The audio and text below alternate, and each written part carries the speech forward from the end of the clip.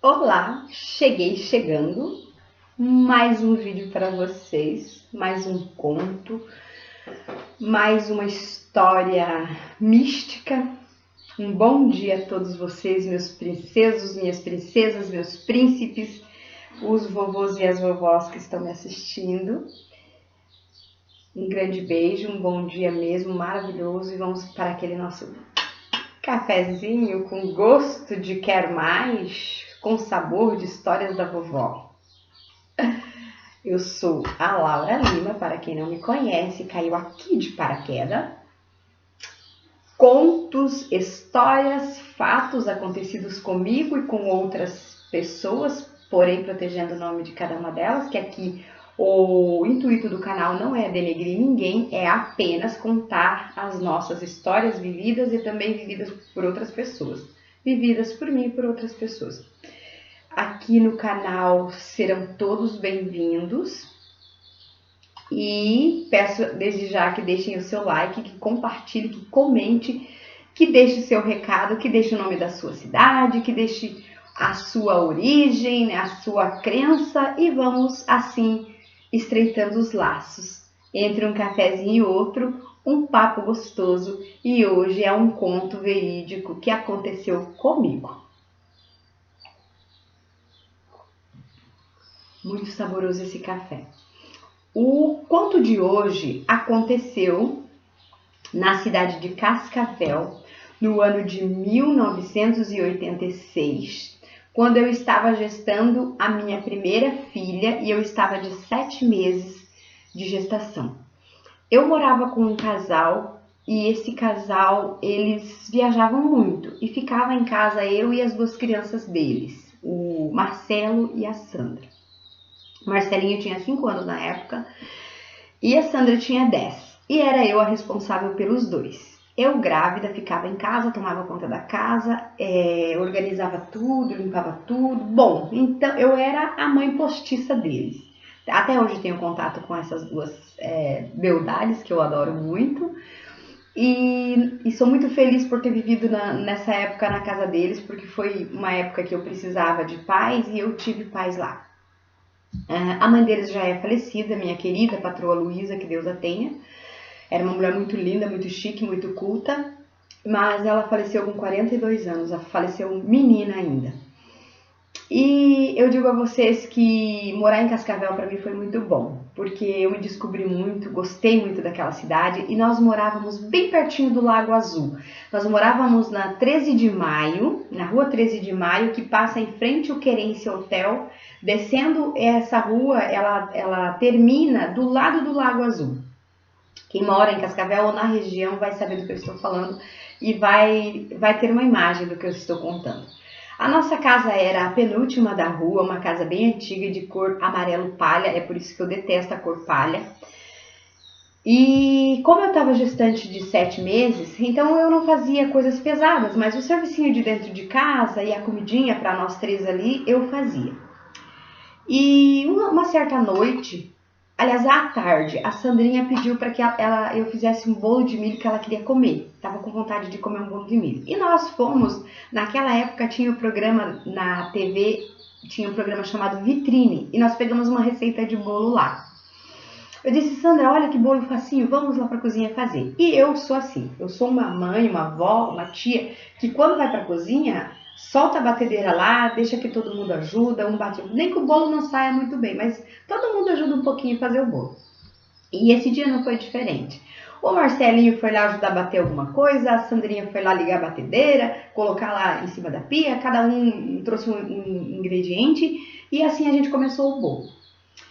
Fizemos o bolo de fubá, olha que delícia, nunca esqueci. A gente colocou 1 colher de erva doce, um pacotinho de coco ralado, que era o que ia na receita da Vitrine, e depois os ingredientes normais, os ovos, a farinha de polenta, que se fala o fubá, né?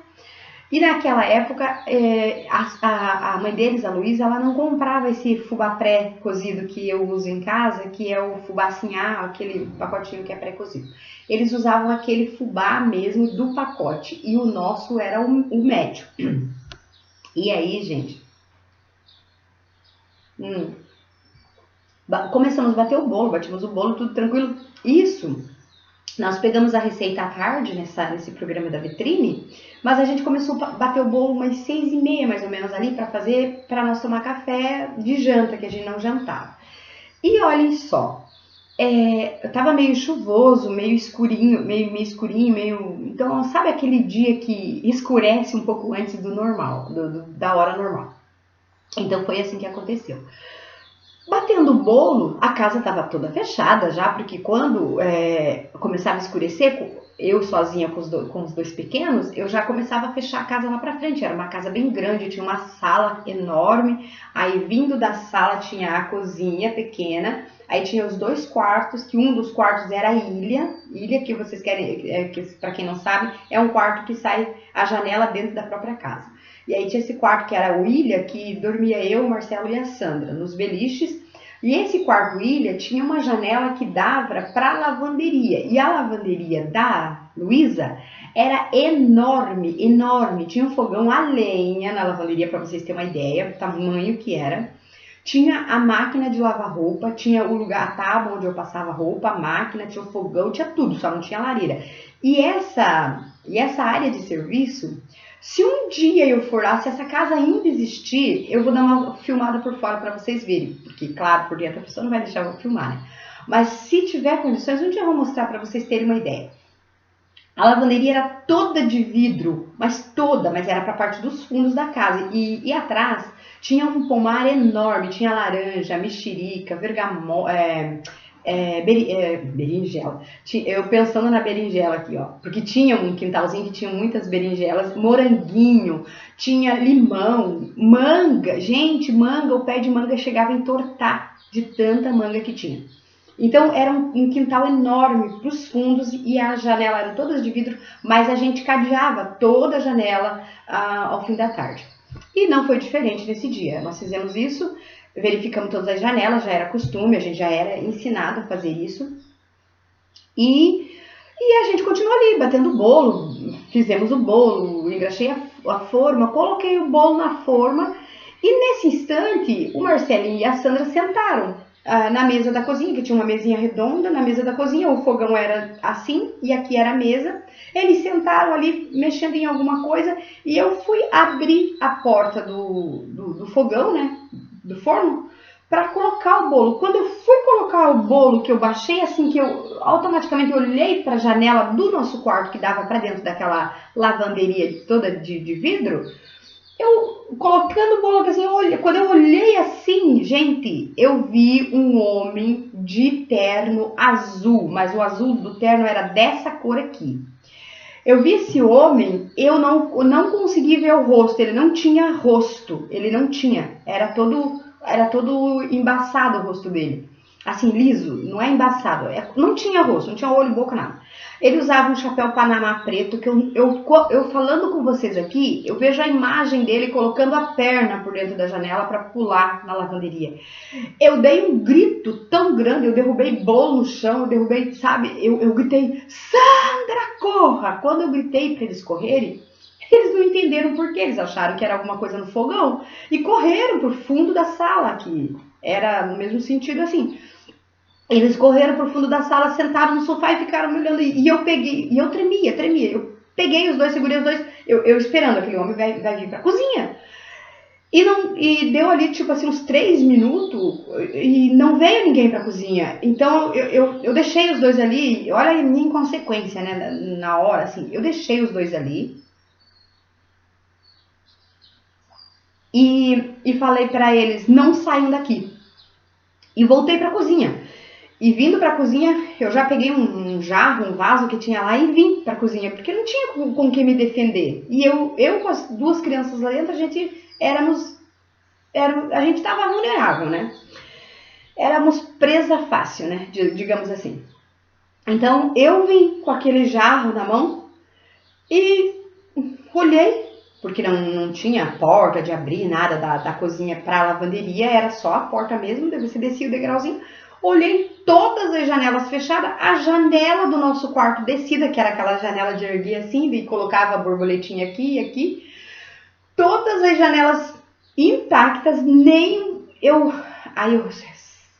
me recompus, voltei, não falei nada para as crianças, entrei, falei, seja o que Deus quiser, entrei no quarto da Luísa, entrei no nosso quarto, não tinha nada, as portas dos dois quartos estavam fechadas, que tinha um corredorzinho, então aqui era a sala, daí aqui era o corredorzinho, daí lá era a porta da Luísa, aqui era a porta nossa. Eu entrei, abri a porta da Luísa, não tinha nada, o quarto dela fechadinho, abri a porta do nosso quarto intacto, cortina intacta, tudo certinho. Eu voltei, gente, e rezei. Falei, Sandra, vamos rezar? Ela falou, vamos. Aí ela disse, Tato, o que aconteceu com o bolo? Eu falei, a gente faz de novo o bolo, não tem problema. Aí rezamos, fizemos uma oração. E o que aconteceu? A gente foi fazer o bolo de novo. Gente, para vocês entenderem, eu nunca esqueci da imagem desse homem de terno azul que pulou a janela e simplesmente evaporou-se. Porém, prestem bem atenção, quem estiver assistindo o vídeo desde o início, assista até o final. Porém, quando alguém da minha família fica grávida, ou quando eu mesma engravidava, e às vezes eu nem sabia, nem tinha ido feito o teste, fazer o teste ainda, o homem de azul aparecia. Quando o homem de azul aparecia e fazia assim no chapéu, tava com a comadre rosa cheia. Foi assim na minha segunda gravidez, foi assim na terceira gravidez, foi assim na quarta gravidez. E quando a minha primeira filha engravidou, eu sonhei com ela e com o homem de azul. Falei, tá grávida. Quando eu estava em Navegantes, olha que coisa louca. Quando eu estava agora, sabe? Eu digo bem agora porque, né, ali, depois que eu vim embora aqui para Santa Catarina, uma noite eu sonhei com o homem de azul. Acordei no outro dia e falei, uma das duas tá grávida, ou a Adriele ou a Kalinka. Aí daqui a pouco me liga a Adriele. Laura, porque elas não me chamam de mãe, né? Laura, adivinha quem tá grávida? Eu falei, nem precisa você me falar, se não é você, é a Kalinka, porque o homem de azul já veio me avisar. Incrivelmente incrível, mas só se for com alguma das minhas filhas, antes era comigo, mas como eu não engravido mais, né? Aí começou a acontecer com as minhas filhas. Deixa eu falar uma coisa para vocês. Esse misticismo da minha vida, da nossa vida no caso, ele vem da minha avó. A minha avó, ela era muito mística, a minha avó era uma mulher muito sábia. Eu, aos 8 anos de idade, eu já fazia poções de remédio, eu conheço raízes na floresta, em lugares que você vai andar e às vezes está com muita fome, não sabe o que comer. Eu consigo identificar raízes, porque a minha avó me ensinou várias raízes que pode se comer na mata, remédios que pode se usar da mata, se utilizar tanto como para colocar em ferimentos, quanto para fazer chás. Nem todos dá, né? Mas eu conheço muitos. E esse misticismo vem dela. Nós temos isso, meus irmãos também têm, meus filhos eu acho que tem porque a Kalinka, eu e ela temos uma conexão muito forte. E os meus filhos têm essa conexão sim, muitos dos meus primos têm e nós herdamos isso da minha avó. No próximo vídeo eu venho contando para vocês mais alguns fatos acontecidos comigo, tá? E espero que vocês tenham gostado. O vídeo de hoje é esse. Deixem o seu like, seu joinha. Quem gostou, continue com a gente. Se inscrevam, gente. Se inscrevam, ativem o sininho para receber mais vídeos novos. E quem não gostar, existem vários conteúdos na plataforma que um deles vai cair como uma luva para cada um de vocês. Mas quem estiver comigo e quiser seguir com esse canal e com esses conteúdos, sejam bem-vindos. Me apoiem, me abracem, porque eu abraço e beijo vocês.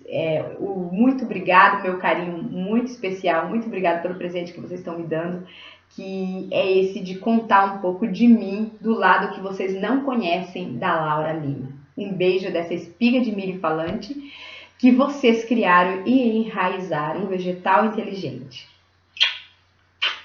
Até o próximo vídeo.